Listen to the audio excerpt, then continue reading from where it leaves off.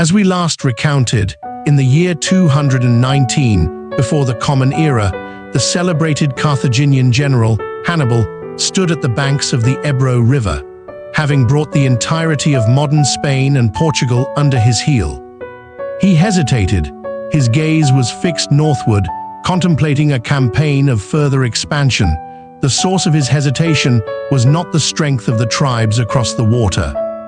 It was, rather, the unspoken reality that this particular patch of earth belonged to Rome's sphere of influence. For when Hannibal's father, the elder Barca, first set foot upon the Iberian Peninsula, Rome had become immediately and intensely alert. It began to apply pressure, forcing upon Carthage a treaty in the year 226. The terms were simple. Carthage could do as it pleased south of the Ebro River, but it was forbidden to cross to the north. Furthermore, on the peninsula's southeastern coast, there was a prosperous trading city-state named Saguntum. This city, the treaty stipulated, must enjoy absolute autonomy, for Saguntum was a client state of Rome. This pact was a masterclass in Roman dominance. Without dispatching a single legionary, without launching a single galley, Rome had, with the mere stroke of a pen, confined Carthage to a limited theater of operations, and it had left a well-placed thorn in its side. From Saguntum, Rome could land its forces at any time, a permanent listening post to monitor any Carthaginian mischief. It was this treaty that gave Hannibal pause. He understood with perfect clarity that to cross the Ebro River was to declare total war upon the Roman Republic. After a period of profound contemplation, Hannibal recalled the oath sworn in the temple, his hand in his father's. That, combined with the intoxicating lure of immense spoils, settled the matter. He resolved to see what this Rome was truly made of. His first move was to dispatch a great army to besiege Saguntum. 8 months later, Saguntum fell. When this news reached Rome, it was, as one might expect, met with outrage. The demands were categorical and severe. The Carthaginian army must withdraw from Saguntum, and Hannibal himself must be handed over to be transported to Rome for trial. But by now, the Carthaginian Senate had grown rich from the conquest of Iberia. They had seen Hannibal's military genius firsthand, and they had developed a considerable faith in his abilities. The time was ripe, they felt, and the reasons were sufficient to finally break with Rome.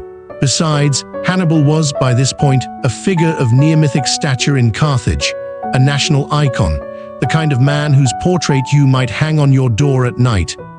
One presumes, to frighten away burglars. To hand such a man over to Rome was to invite rebellion from your own people. And so, to Rome's demands, the Carthaginian Senate offered a flat and unequivocal refusal. Faced with such a comprehensive loss of both face and strategic advantage, for Rome to have done nothing would have been profoundly un-Roman.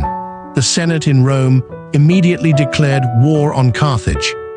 And so it was that 20 years after the last conflict, in the year 218, the Second Punic War began. At the outset of the war, Hannibal had two choices. Or rather, it was widely believed that he had two choices. The first was to sail from the Iberian Peninsula, strike at the island of Sicily, and from that base, launch an invasion of the Italian mainland. The second was to retreat across the Strait of Gibraltar to the Carthaginian homeland, there to await the inevitable Roman attack. Hannibal, however, made a decision that left all observers utterly dumbfounded, a decision of breathtaking audacity. He would indeed invade the Italian mainland. But he would not go by sea. We must, once more, consult our maps. It is plain to see that to travel from modern Spain to Italy without the aid of a boat or an aeroplane, only one path remains, to follow the northern coastline of the Mediterranean by land. But Hannibal's men could, at best, ride horses. The vast majority of his soldiers, weighed down by heavy equipment and clad in thick armor, would have to walk on their own 2 feet, and they would have to march directly through the territory of the Gauls. These Gauls, you will recall, were the very same people who had once defeated the Romans and sacked the city of Rome itself. They were a branch of the Celtic peoples, and they were notoriously fierce. Both Rome and Carthage held them in a certain fearful respect. What is more, Hannibal and his father had spent years subjugating Celtic tribes on the Iberian Peninsula. The Gauls, therefore, watched Hannibal's approach with a mixture of raw hatred and profound suspicion. In April of 218, Hannibal left his brother, Hasdrubal, to hold the line in Spain. He then led his own army of 50,000 infantry and 9,000 cavalry across the Pyrenees, marching into what is now France and the heartland of the Gauls, to begin his advance on Italy. The journey was arduous. Hannibal employed a masterful blend of diplomacy and threat, the carrot and the stick, to subdue many of the Gallic tribes.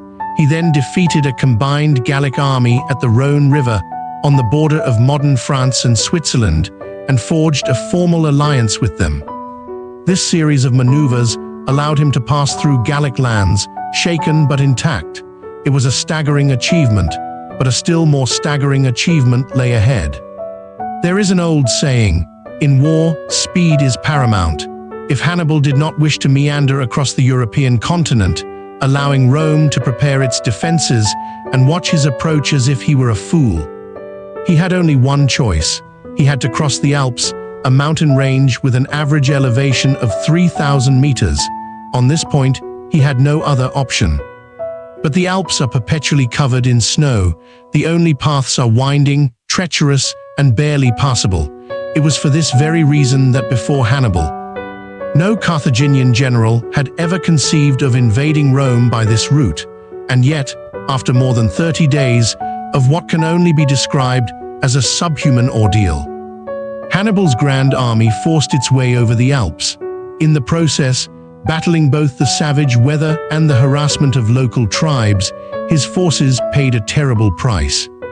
Of the 50,000 infantry and 9,000 cavalry who set out, only 20,000 infantry and 6,000 dismounted cavalrymen remained when they reached Italian soil. His army had been reduced by more than half. You might ask, what became of the horses? The answer is a rather grim one. A portion of them now lay, a mangled ruin of flesh and bone, at the bottom of alpine valleys. The rest had found their way into the stomachs of his starving soldiers. Hannibal had even set out with 31 war elephants. Only a few now remained. There was, however, a pleasant surprise. No sooner had they descended from the mountains than local Gallic tribes began to flock to his banner. These Cisalpine Gauls, as they were known, had been at war with Rome for years and harbored a deep and abiding hatred for them. To see Hannibal's army appear as if from thin air in northern Italy was, to them, like witnessing the arrival of a divine host. They hailed these ragged newcomers as gods descended from the heavens. As for why these divine beings were dressed in little more than rags, well, one can only assume they snagged their celestial uniforms on a few branches during their descent. And so it was that Hannibal, through sheer, unparalleled audacity and courage, arrived on Roman soil. Now, achieving this goal, however difficult, would not have been enough to deify the man. An army with a spirit that does not fear sacrifice can, after all, cross snow-capped mountains and wade through grasslands. The true test comes in battle, and a battle, after suffering such colossal losses against a prepared enemy. This was the moment that would define Hannibal. The Romans, for their part, reacted with speed. They abandoned their initial plans to invade Carthage and Spain. The priority now was singular and absolute: to destroy this man who had so suddenly appeared in their backyard. In October of 218, the Roman legion led by Cornelius Scipio met Hannibal in battle near the Po River. The result was a disastrous Roman defeat. This commander, known to history as Scipio the Elder, was nearly killed in the engagement. He was saved only by the valor of his own son, a young man who would one day be known as Scipio Africanus. The elder Scipio escaped with his life, leading his battered remnants to rest and await reinforcements. We mention these two Scipios for two reasons. First, in the annals of Roman history, the Scipio family was a house of immense prestige, one of the 6 great aristocratic clans of the Republic. Second, it was the younger Scipio who would ultimately save Rome. A family as formidable as the Scipios, you will agree, demands our attention, regardless of who holds the pen. Though victorious in his first battle, Hannibal, being one of history's most brilliant commanders, did not swagger, he did not boast. Instead, he engaged in a masterful piece of psychological warfare. Deliberately affecting weakness, he allowed the 20,000 Roman reinforcements, led by the other consul, Sempronius, to break through his lines. The message was clear: I, Hannibal, am spent. My army is a shadow of its former self. Come now and finish me. And Sempronius, the rather less astute Sempronius, believed it. He convinced himself that Hannibal and Scipio, the elder, had fought each other to a standstill. Here, he thought, was a heaven-sent opportunity for a cheap and glorious victory. And so, ignoring the cautious counsel of the elder Scipio, he insisted on concentrating his forces for a decisive battle before any further Roman aid could arrive. One commander was prepared, the other deluded. Hannibal's carefully laid trap worked to perfection. First, the Roman cavalry was routed by Hannibal's elephants and chariots. Then, the unshielded Roman infantry was mercilessly ravaged by the Carthaginian horsemen. In the end, aside from Sempronius himself and a small contingent of cavalry who fought their way out, the remaining 30,000 elite Roman soldiers all perished on the field. In this, the Battle of the Trebia, Rome had suffered another crushing defeat. More importantly, through this victory, Hannibal's reputation soared. The Roman historian Appian wrote, and so the people living in the Po Valley held him in great awe, seeing him as an invincible and most fortunate commander. One by one, the tribes of northern Italy defected to Hannibal. His power swelled in response. Rome swiftly elected new consuls, Flaminius and Servilius. To prevent Hannibal's southward march, they each took an army and positioned themselves along his most likely routes of advance. What they, and all of Rome, seemed to forget was how Hannibal had arrived in Italy in the first place. This was a man who never, ever took the conventional path. And this time was no different. Hannibal led his army directly between the two consular positions, through a vast swamp that everyone had deemed utterly impassable for an army. He emerged on the other side, making a great show of a thunderous advance straight towards the city of Rome. The consul Flaminius was terrified. If Hannibal succeeded, his estates, his great houses, his wife and children in the city, all would be lost. He immediately gave chase, driving his legions at a desperate pace.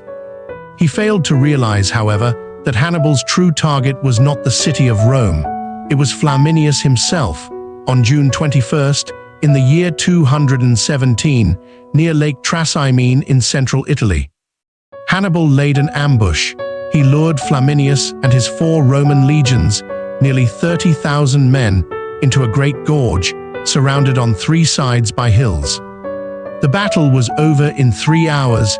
This time, the outcome for Rome was even worse than before. The consul Flaminius was killed in action. 15,000 of his men were slain.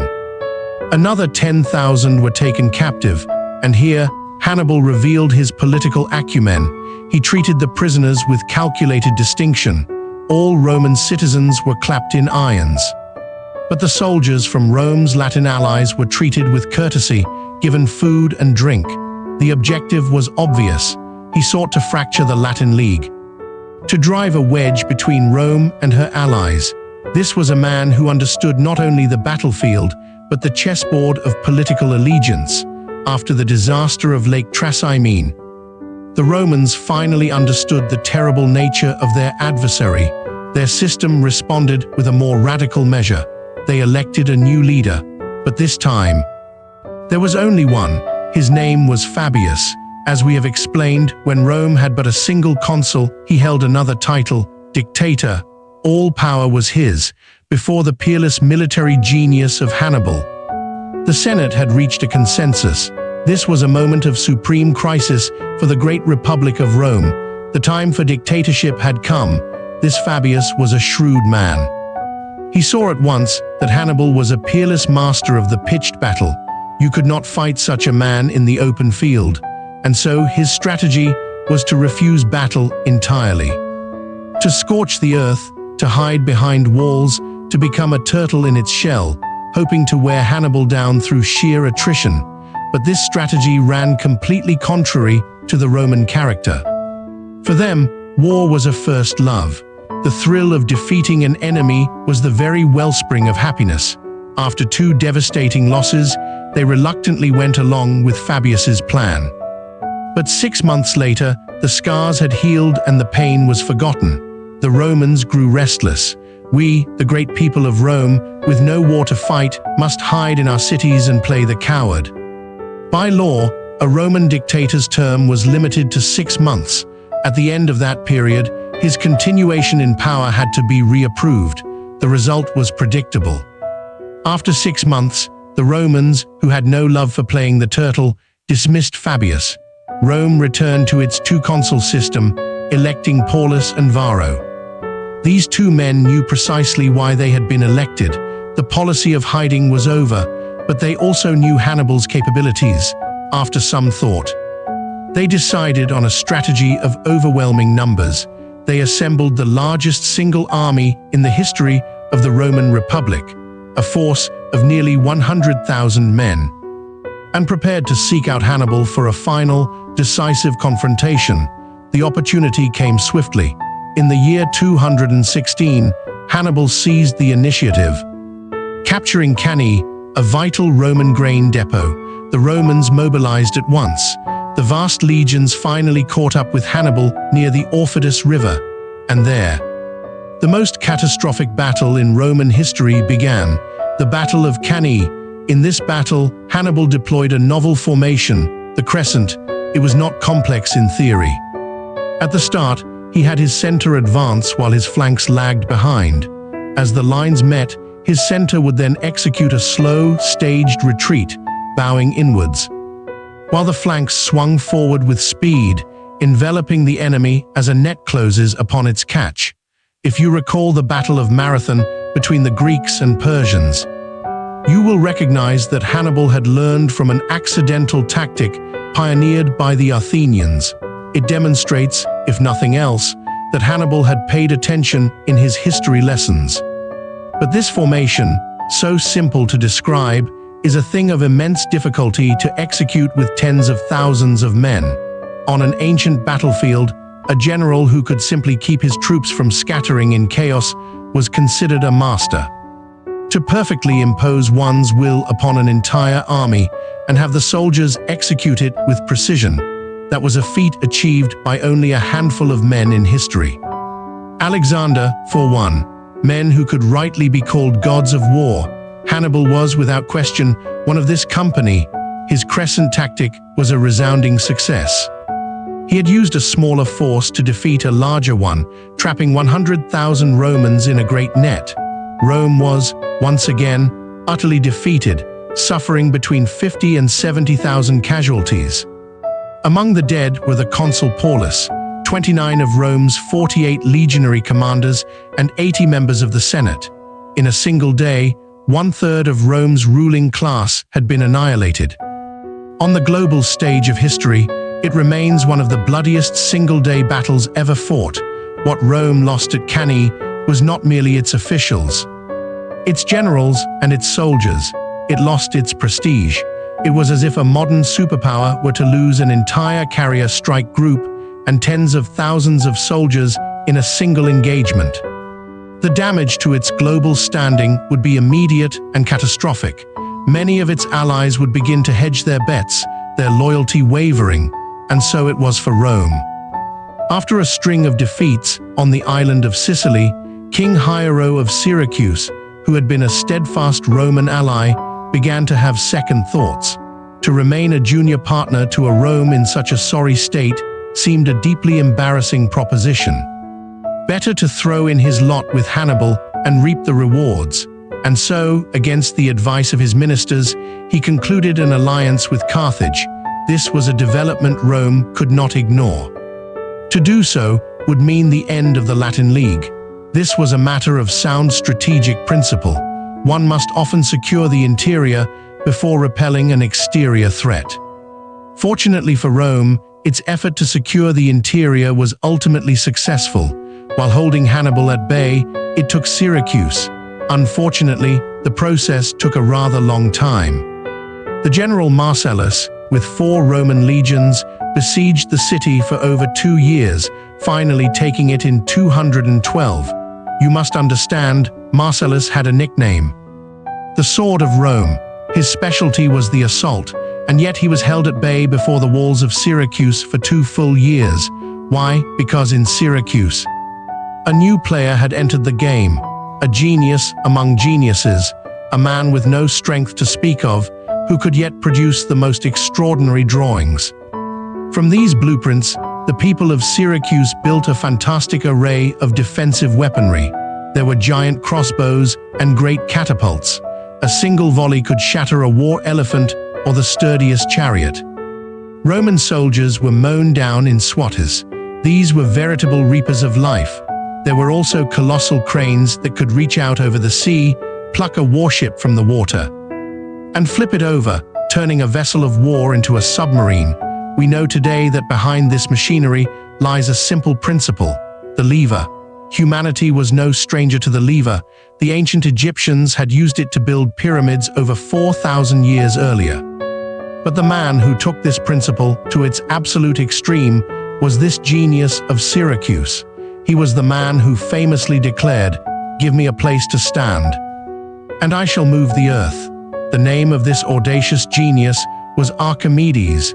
The trouble he caused the Roman legions is best summarized by the Roman commander, Marcellus himself. He reportedly said, "We are not fighting Syracuse. This is a battle between the Roman army and Archimedes alone." He called Archimedes a Briareus, a 100-handed giant from mythology. Now, these descriptions are surely tinged with exaggeration. As we have said many times, to praise the ability of a defeated foe serves 2 purposes. First, it makes the teller seem fair and objective, which in turn lends credibility to his other, perhaps more fanciful, tales. Second, it makes the victor seem all the more impressive.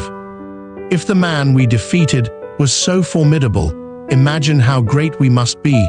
But even if it is an exaggeration, it is one founded on a kernel of historical truth.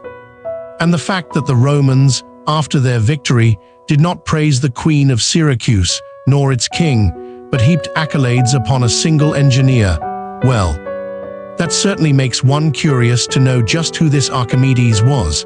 While Hannibal ravaged the Italian peninsula, the Romans, battered and bruised, were forced to fight on 2 fronts, holding him at bay while also trying to conquer the rebellious city of Syracuse on Sicily, and to their great frustration, Syracuse was proving a tough nut to crack, because inside the city there was Archimedes.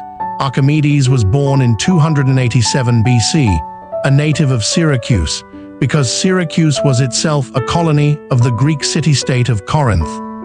Historians often count him as a Greek, but this was the height of the Hellenistic age.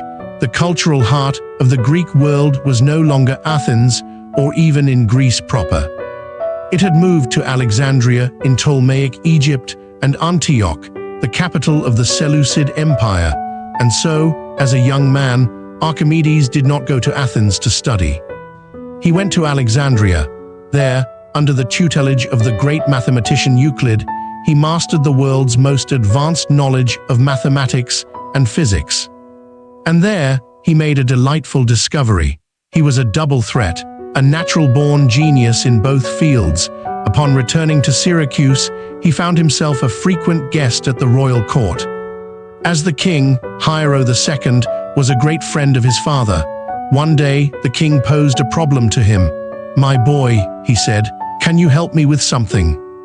I can never be sure if the goldsmiths who make my crown are stealing my gold and replacing it with cheaper metals like copper or iron. there is one condition. Of course, you must not damage my crown. At the time, this was a formidable puzzle. The weight of the crown was identical to the weight of the gold the king had provided. Without taking an axe to it, one could not see what lay inside. What was to be done? The problem tormented Archimedes. He couldn't sleep, and with little else to do on those long nights. He would take a bath. One day, as he lowered himself into the full tub, the water sloshed over the side, and in that splash, a flash of inspiration, he shot out of the tub. Stark naked, and ran through the streets to the palace, shouting to the heavens, "I have found it! I have found it!" What had he found? It was not, we can be sure. A new understanding of his own sexuality. Archimedes had discovered the law of buoyancy, now known as Archimedes' principle. Simply put, when an object is submerged in a liquid, any liquid will do, the buoyant force on it is equal to the weight of the liquid it displaces. Could this solve the king's problem? Yes, the method was this. Take a lump of pure gold, of the exact same weight as the gold the king gave the artisan. Drop this lump into a full basin of water and measure how much water overflows. Then do the same with the crown. If the amount of displaced water is identical, the artisan is honest. If, however, the crown displaces more water, it means that for the same weight, its volume is greater. The artisan has undoubtedly mixed in less dense, cheaper metals. In other words, King Hiero had been robbed, and if the crown displaced less water, well, that also meant the gold had been swapped, but for a metal even denser than gold, and likely more expensive. A transaction so foolish, one imagines, that only a man who had recently had his head caught in a doorframe would make it. After this discovery, Archimedes' status in Syracuse became even more revered. And so, when the Roman legions arrived, it was no surprise that he devoted his life's wisdom to the city's defense.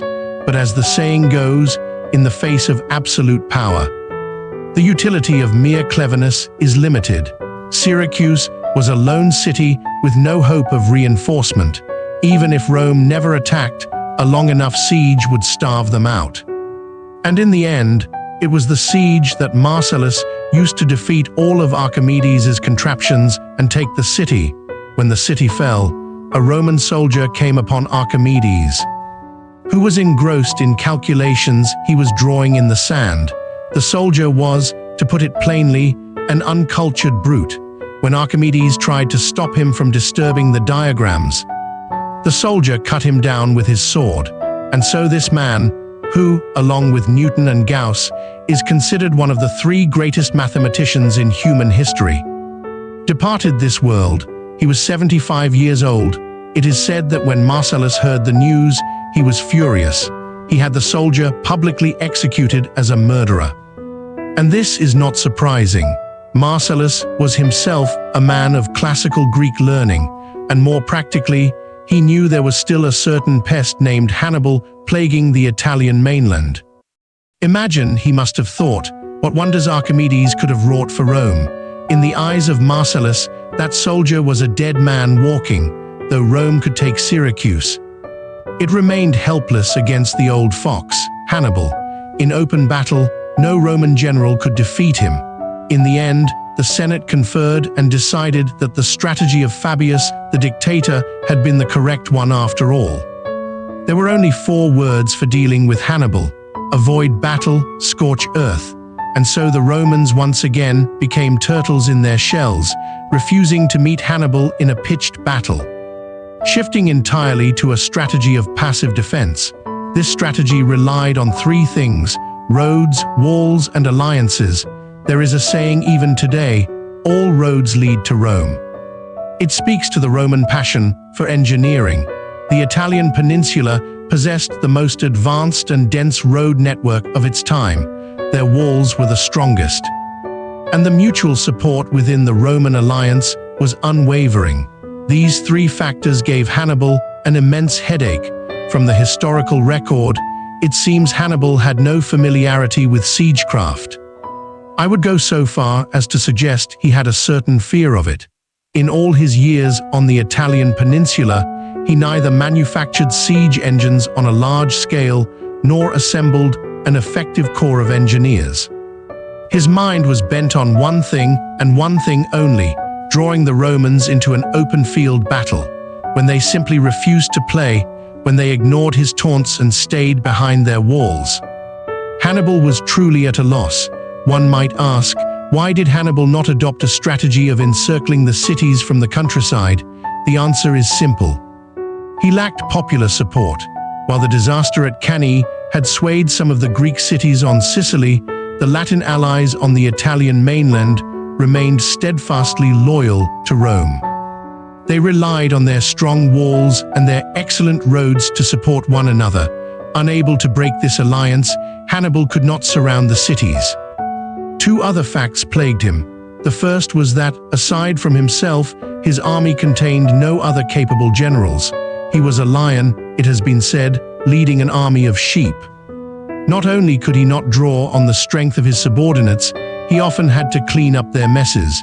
The other great frustration was the lack of support from Carthage itself. Rome controlled the sea. After its defeat in the First Punic War, Carthage had been forced to surrender almost its entire navy. It had no way to break the Roman blockade. These facts led to a stalemate. An enraged lion led his army on a headless rampage across the peninsula, while a great host of turtles hid behind their walls. Praying for the plague to pass, neither side could gain a decisive advantage. It was at this moment that a figure in the distance began to stir: Philip V, King of Macedon. The Kingdom of Macedon was, as you recall, the Antigonid dynasty that had inherited Alexander's Greek legacy. Philip's thinking was this: with Carthage and Rome locked in a mutually destructive war, was this not a gift from the heavens? And if it was, should he not reach out and accept it? And so, he entered into clandestine talks with Carthage. He sent an envoy to Hannibal, proposing that he would cross the sea with his fleet, and together they would crush Rome. Hannibal, what could he say? He was overjoyed. He agreed immediately. Thus began the First Macedonian War. Rome now faced a war on two fronts. It had to contend with Hannibal in Italy while fighting the Macedonians in the Adriatic Sea. To break this impasse, the Romans began to contact other Greek city-states, hoping to undermine Philip from behind. Fortunately for Rome, Philip's backyard was not entirely secure. Many Greek cities feared and resented Macedon in equal measure. They feared that if Philip defeated Rome, their own days of freedom would be numbered.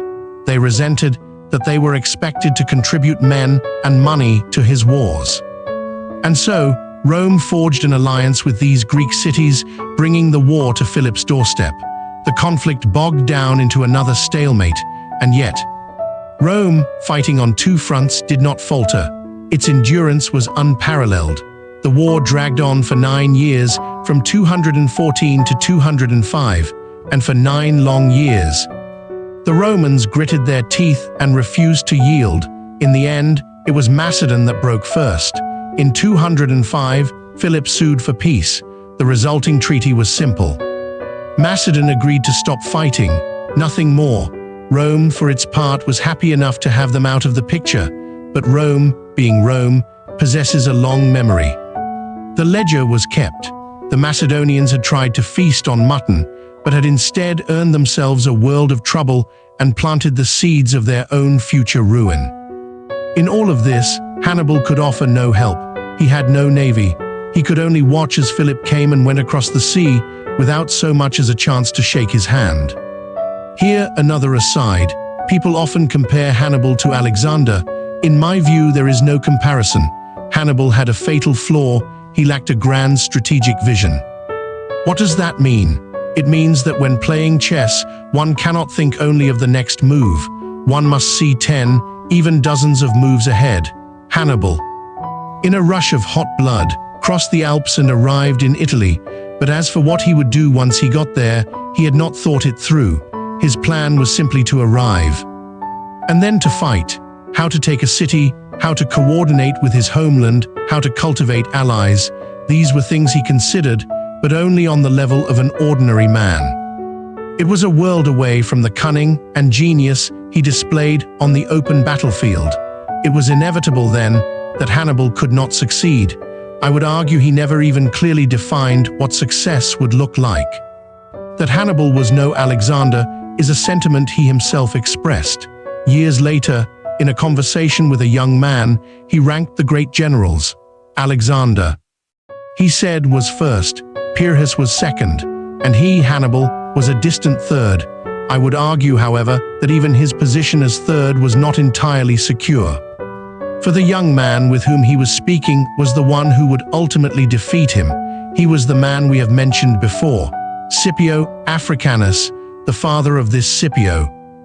The elder Scipio, after his first defeat to Hannibal, had taken a small army to the Iberian Peninsula. His goal was to attack Hannibal's home base, forcing him to withdraw from Italy. But Carthage, seeing Rome's intent, sent another of Hannibal's brothers to Spain. The two brothers faced off against the elder Scipio. The brothers were victorious. The elder Scipio was killed. This sparked a debate in Rome. Their commander in Spain was dead. Should they send another? The year was 211. Rome was simultaneously bogged down with Hannibal in Italy and locked in a naval struggle with Philip of Macedon. Most of the senators felt they were stretched too thin. They had no energy to worry about a place as distant as Spain. The consensus was to abandon it. It was then that the younger Scipio stood up. He delivered a fiery and passionate speech. His core argument was threefold. First, to concede defeat was simply not the Roman way. Second, they had the absolute strength to control Spain. And finally, if the Senate would only agree, he, Scipio, would go to Spain himself to clean up the mess. And not just Spain, he declared, but Carthage and all of Africa. He would win it all back for them. Scipio was only 24 years old. The Roman Senate had a minimum age requirement of 30. How then could he speak before them? He was, at that time, a formal member. He had been allowed to join at such a young age for two reasons. First, he was of noble birth. Second, his sheer audacity and powerful oratory had won him such overwhelming popularity among the citizens of Rome that when he ran for public office, the Senate had been forced to make an exception for him. Now, his eloquence and courage served him once more. He was volunteering to go to the front line, to the most dangerous place. Who could object? And so, in the year 210, the young Scipio led 10,000 Roman soldiers to Spain. In Spain, Scipio demonstrated three qualities. First, courage. In battle, he often led from the front, the first man to place a ladder against the enemy's walls. Second, cunning. He was a master of the ambush and the use of cavalry, often striking from unexpected quarters to win the day. And finally, foresight. From his first day on the peninsula, his goal was not to win a battle or two. Nor was he satisfied with Spain alone. His strategy was what one might call a conquest of hearts, everywhere cultivating the image of the Romans as liberators. The historian Livy tells a story of how Scipio's men captured a beautiful woman who, upon questioning, was revealed to be the fiancée of a local Celtic chieftain. Scipio immediately treated her with the utmost respect and had her escorted safely back to her tribe. After this, many local tribes pledged their allegiance to him. This story reveals two things. First, the Roman army of that time was remarkably disciplined. Second, Scipio paid meticulous attention to even the smallest details. His ultimate goal was singular: Carthage. This man of courage, cunning, and foresight soon became another Hannibal on the Iberian Peninsula, an unstoppable force. But there was a crucial difference. Hannibal was wreaking havoc on the Italian mainland, the heart of the Roman Republic. If it fell, Rome was finished. Scipio was rampaging through Spain, which was merely a Carthaginian province. A loss, but not a fatal one. This difference changed everything. In the year 206, after a decisive battle, the Carthaginians abandoned Spain. Scipio immediately decided to press his advantage and carry the war to Carthage's homeland in North Africa. But to invade Africa required the Senate's approval, not to mention a vast supply of troops and provisions. the Roman mainland was still in crisis. Philip of Macedon would not make peace for another year, and Hannibal still roamed the Italian countryside. And so, the Senate's final decision was this: you, Scipio, are a fine general. You wish to attack Carthage. We support this. We nod our heads, but we have not one coin nor one soldier to spare. You must find your own way. Did Scipio have a way? He did, and how he finally invaded Carthage is a story in itself. Scipio, playing a game of you fight your war, I'll fight mine, had brought the conflict to Carthage's doorstep in Spain. Now, with Carthage in retreat, he prepared to cross the strait into North Africa, but Rome could offer no resources. Scipio, however, had long had a plan. For soldiers, he could recruit mercenaries from Sicily.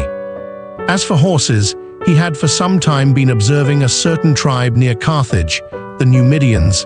The Numidians were a collection of tribes, each ruled by a king, all loosely under Carthaginian authority, but constantly squabbling amongst themselves.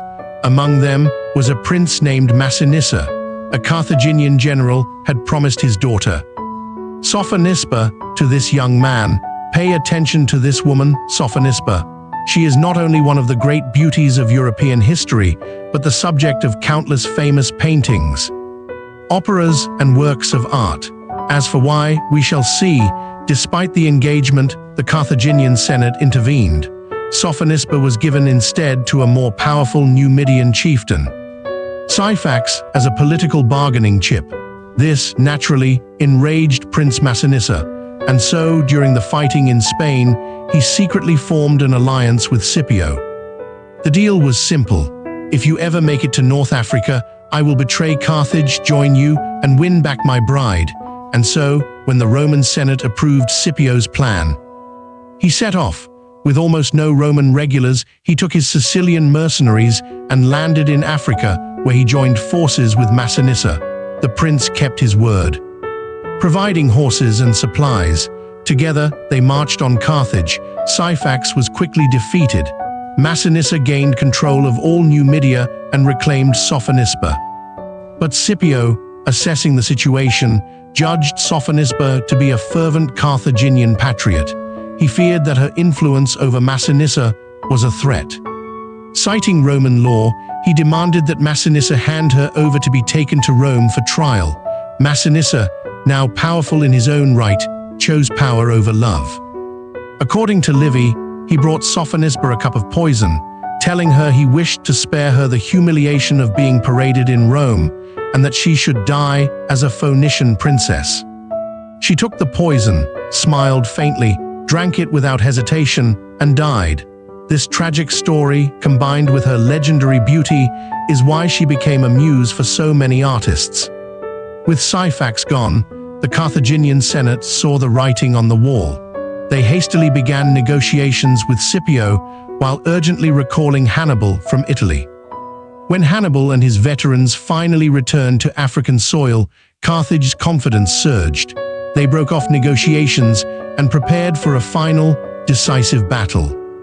And so, in the year 202, the most critical battle in Rome's rise to power, a battle that would determine the course of world history, began: the Battle of Zama. It is a fascinating thing to observe the two commanders. When Hannibal crossed the Alps in 218 and defeated Scipio's father, the younger Scipio was only 17. He had grown up watching Hannibal rampage through his homeland, forged in the fires of repeated Roman defeats. Now, 16 years later, the boy was a man. Facing the god of war he had once looked up to, what did he feel? A little sentiment, perhaps, but no fear. His life's great ambition was to meet Hannibal in battle and defeat him. This much is clear from their pre-battle negotiations. When Hannibal suggested they could still make peace, Scipio's reply was cool: "You have always been the man I have chased, and the object of my respect, but now we must fight for our homelands." The battle was joined on the plains of Zama. Their forces were roughly equal. But Scipio had a hidden weapon: Massinissa and his Numidian cavalry. Just as the infantry lines were locked in a bloody stalemate, Massinissa's horsemen appeared, charging into the rear of Hannibal's army and shattering his veteran phalanx. Hannibal escaped with a few bodyguards, but his army was annihilated. 20,000 Carthaginian soldiers were killed. Another 20,000 were captured. Scipio had won a total and devastating victory. His own legions lost fewer than 3,000 men. The defeated Carthaginian Senate quickly reached a consensus. The war was lost. They surrendered once more, accepting Rome's terms. The Second Punic War was over. It was a strange contest. For 16 years, Hannibal had run rampant in Italy, nearly dancing on the ashes of Rome. Yet in the final year, after a single battle, the war ended abruptly with Carthage's utter collapse. The reason is one we have touched upon before. A commercial empire like Carthage is fragile. For them, nothing is more important than business. A problem that can be solved with money is not a problem at all. What were Rome's terms? There were four. First, Carthage must cede all overseas territories. Sicily, Sardinia, Corsica, and the hard-won Iberian Peninsula now belonged to Rome. Second, a war indemnity of 10,000 talents of silver, to be paid over 50 years, a staggering sum. Third, all warships, save for 10 small boats, were to be surrendered. The former master of the Mediterranean was reduced to a glorified fishing fleet. And the final, most humiliating term, Carthage was forbidden from waging war against any nation without Roman permission. With this treaty, Rome became the new master of the Mediterranean. But note, Carthaginian merchants could still trade, and Carthage itself remained an independent state. Its final destruction was yet to come. First, let us recount the fates of our two protagonists. Scipio returned to Rome and was granted the title Africanus, the conqueror of Africa. He refused all other honors. He served with distinction, but his great prestige and his open admiration for Greek culture made many in the Senate uneasy. They feared he would seize power. In his later years, he was hounded by political enemies. Disheartened, he left Rome for his country estate, where he died. His last wish was not to be buried in the family tomb, for it was, he said, too close to Rome. An ungrateful country, he declared, does not deserve my bones. And what of Hannibal? His country did not blame him for the defeat. He was elected a chief magistrate of Carthage and proved to be a brilliant statesman. A financial wizard who managed to pay the crushing Roman indemnity without raising taxes. But as Carthage began to recover, Rome grew nervous. 7 years after the peace treaty, they demanded Carthage hand him over as a war criminal. Rather than submit, Hannibal chose exile. True to his childhood oath, he wandered the courts of Rome's enemies, always plotting against her. Finally, cornered and with nowhere left to run, he took poison and ended his own life. By a strange twist of fate, both Hannibal and Scipio died in the same year. 183 BC, not long after the war, Rome suddenly remembered a certain debt. The ledger was opened, and a name was found at the top of the page: Philip V of Macedon. The grudge they held from the First Macedonian War had not been forgotten. Now that Carthage was vanquished, revenge was on the agenda. In the year 200, just 1 year after the end of the Second Punic War, Rome raised its sword against Philip. Yet Rome's campaign was not seen as one of aggression. It received widespread approval. Why? Because Philip had foolishly handed Rome the perfect justification. He had conspired with the Seleucid king, Antiochus III, to carve up the territories of the weakened Ptolemaic kingdom in Egypt. When Philip began his eastern expansion, two small kingdoms allied with Egypt, Pergamum and Rhodes, did not appeal to their overlord for help. They appealed to the new boss of the Mediterranean. They appealed to Rome. Rome could scarcely believe its luck.